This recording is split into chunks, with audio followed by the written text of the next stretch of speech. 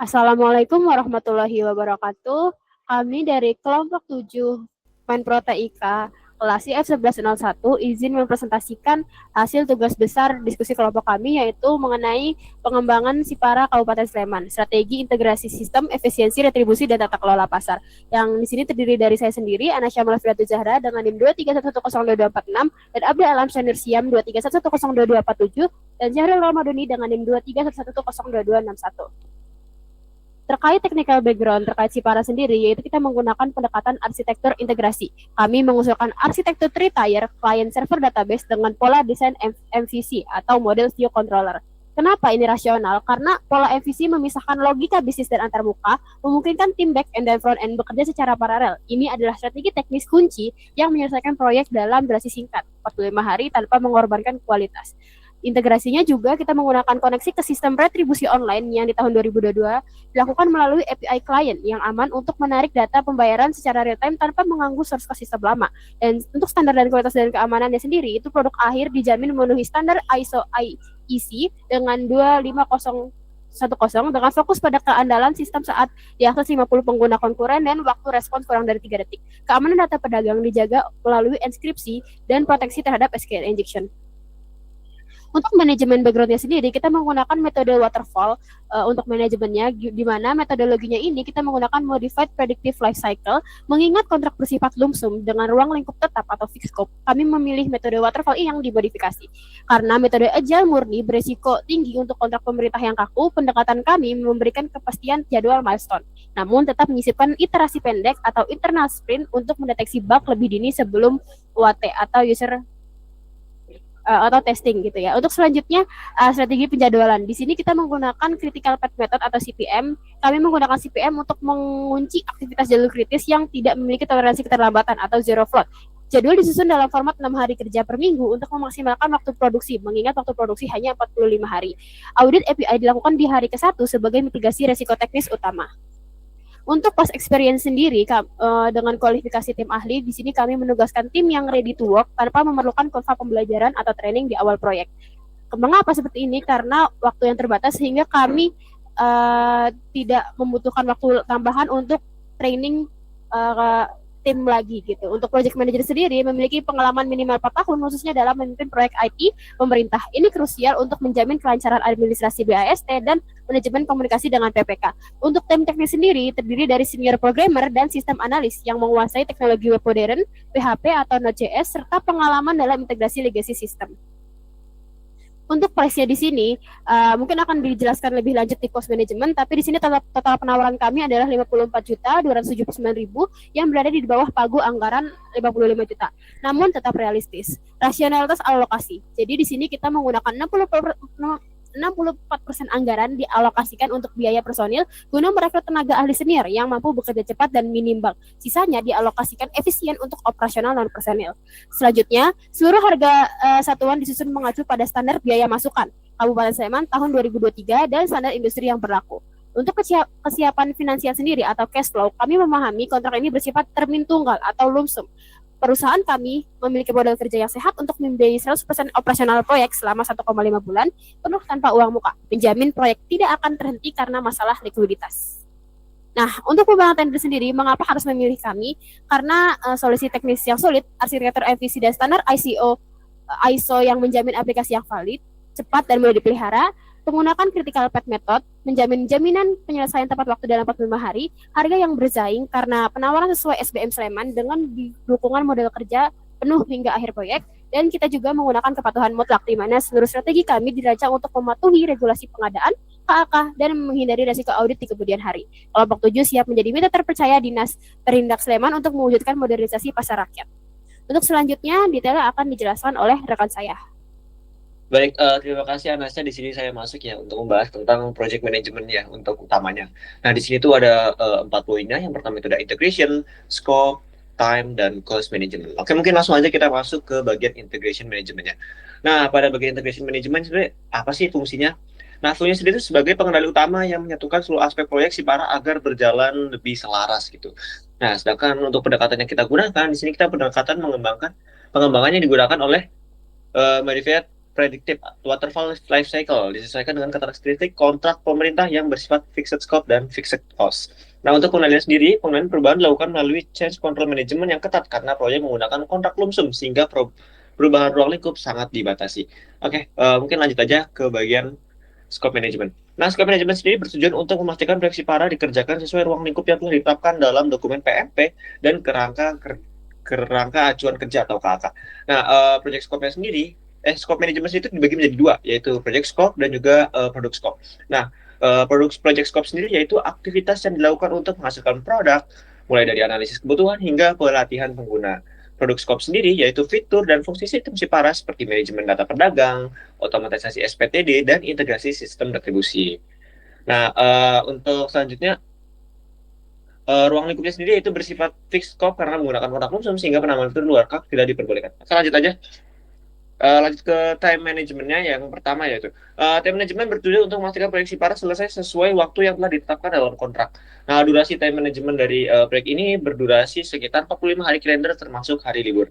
Oke, untuk teknisnya sendiri, perjalanan proyek menggunakan metode Critical Path Method atau CPM untuk mengidentifikasi aktivitas yang bersifat kritis dan tidak memiliki toleransi keterlambatan. Nah, jadwal proyek disusun dalam bentuk project master schedule dengan pembagian aktivitas mingguan. Terdapat ambang batas variasi jadwal sebagai alat pengendalian keterlambatan proyek. Oke, lanjut. Oke, ini selanjutnya itu cost management. Nah, ini tadi sudah dibahas sedikit ya di depan. Cost management bertujuan untuk memastikan proyek Sipara diselesaikan sesuai anggaran yang telah ditetapkan. Total anggaran proyek sebesar 55 juta dengan harga perkiraan sendiri atau HPS sebesar 54 juta 279 ribu rupiah ya. Jenis kontrak yang digunakan yaitu proyek menggunakan jenis kontrak lump sum sehingga biaya bersifat tetap dan tidak diperkenankan adanya penambahan anggaran. Nah, untuk struktur biaya proyek sendiri ada dua ya. Yang pertama itu biaya personil dan biaya non personil. Untuk biaya personil itu meliputi project manager, programmer, sistem analis, dan quality assurance. Untuk biaya non personil meliputi operasional, dokumentasi, komunikasi, dan rapat koordinasi. Nah, untuk kesiapan finansial atau cash flow, nah di sini penilaian biaya dilakukan secara internal oleh penyedia, sedangkan pihak PPK memastikan kesesuaian finansi pembayaran. Oke, lanjut. Nah, oke, selanjutnya mungkin akan saya serahkan kepada rekan saya. Oke, selanjutnya di sini saya akan membahas mengenai manajemen kualitas atau quality management. Next. Nah, untuk standar kualitas itu atau ISO atau IEC 25010. Yang pertama itu ada fungsional suitability, yaitu seluruh fitur SPDT baru, perpanjang, dan mutilasi berfungsi sesuai proses bisnis dan perhitungan retribusi berjalan akurat. Terus yang kedua itu ada reliability dan performance, yaitu setiap sistem tetap stabil saat diakses kurang lebih dari 50 pengguna bersamaan dengan waktu respon halaman rata-rata kurang dari 3 detik. Selanjutnya itu ada usability dan compatibility, yaitu antarmuka mudah dipahami oleh operator pasar dan aplikasi dapat berjalan pada browser modern tanpa pungli tambahan. Selanjutnya itu ada security, yaitu sistem memiliki mekanisme login aman serta perlindungan terhadap ancaman dasar seperti SQL injection dan XSS. Next.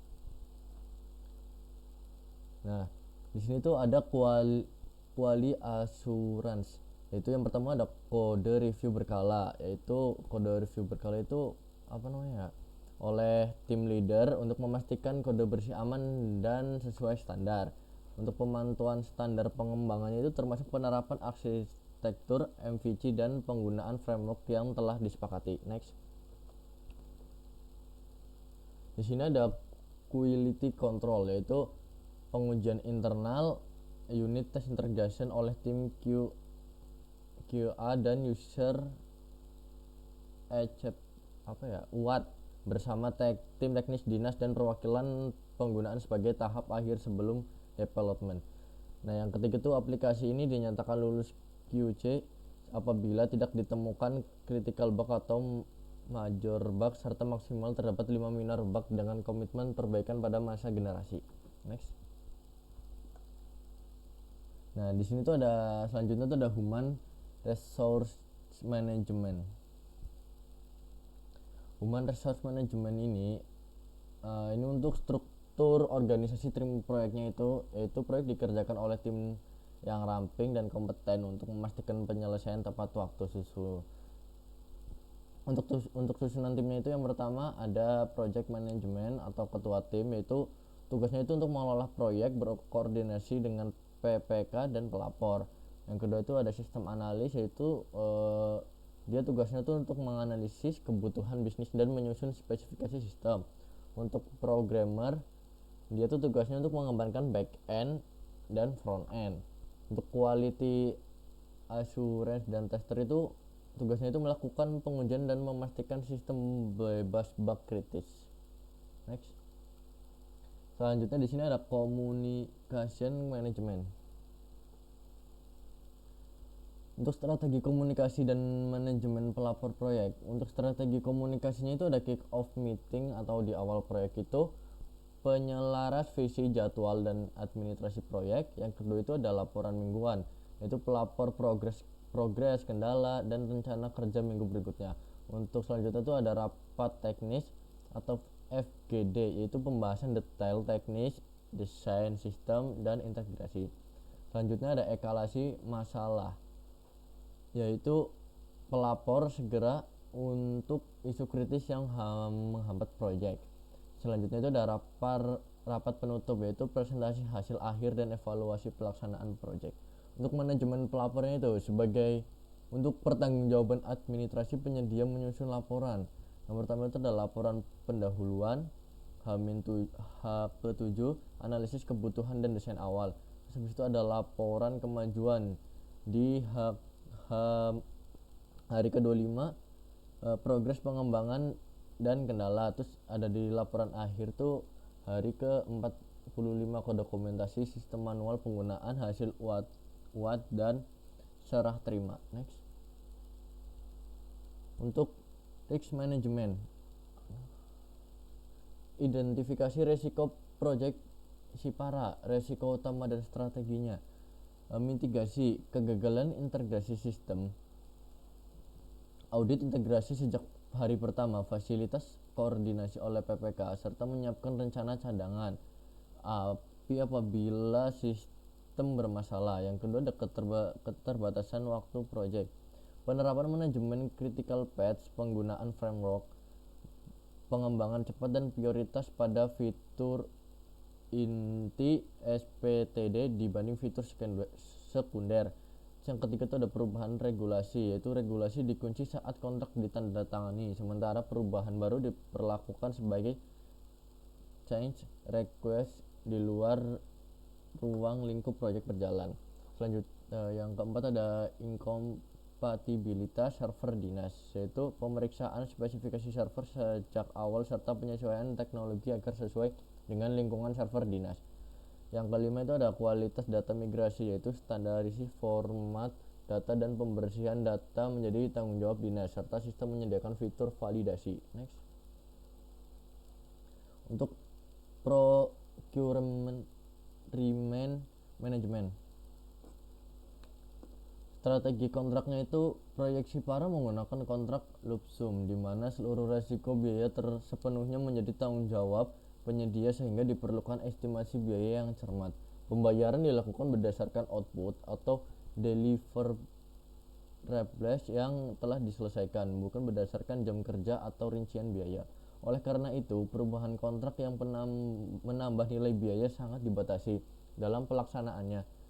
PPK bertanggung jawab terhadap manajemen dan evaluasi kinerja vendor yang dinilai berdasarkan ketepatan waktu dan penyampaian pelaporan dan milestone, responsivitas terhadap masuk tim teknis, serta kualitas hasil kerja yang sesuai dengan spesifikasi KAK.